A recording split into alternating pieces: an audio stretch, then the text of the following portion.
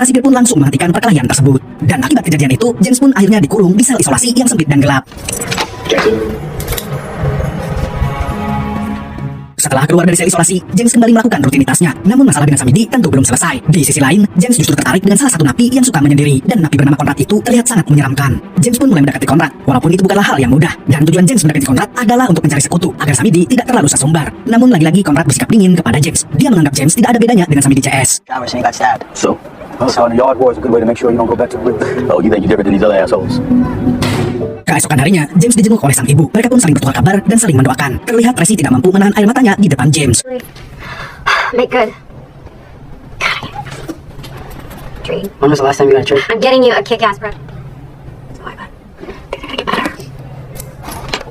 Sejak pertemuan dengan sang ibu, James seperti mendapatkan wangsit dari langit. Dia pun mulai mengurangi hobi gelutnya sedikit demi sedikit dan menggantinya dengan kegiatan menulis. Suatu saat, James memberanikan diri untuk memberikan hasil tulisannya kepada Conrad. James kemudian meminta pendapatnya karena Conrad terlihat suka membaca. Namun Conrad enggan memberikan pendapat. Yang jelas, Conrad ingin James terus menulis tanpa memikirkan hasilnya bagus atau tidak. Portuguese. Those little bananas, right? Don't matter about what. Block it out.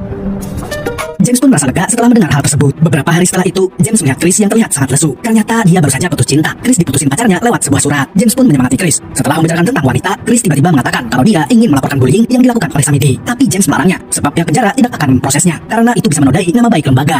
Visitors that would come and write to us, administration. You can't do that.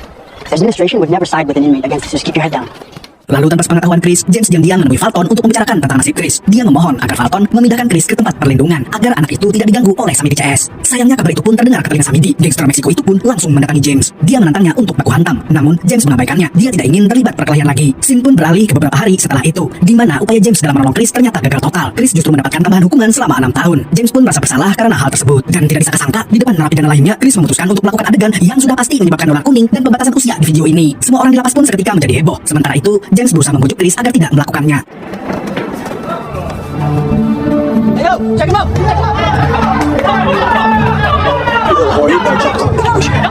Sarah, do not do this on my watch. You hear me, boy? Chris, janganlah, nanti dolar kuning loh video nobar. Dan karena Chris masih belum terbujuk, James pun langsung berlari ke arahnya. Tapi salah satu sipir di situ menjaga James untuk tidak mendekati Chris. Lalu yang terjadi adalah, Chris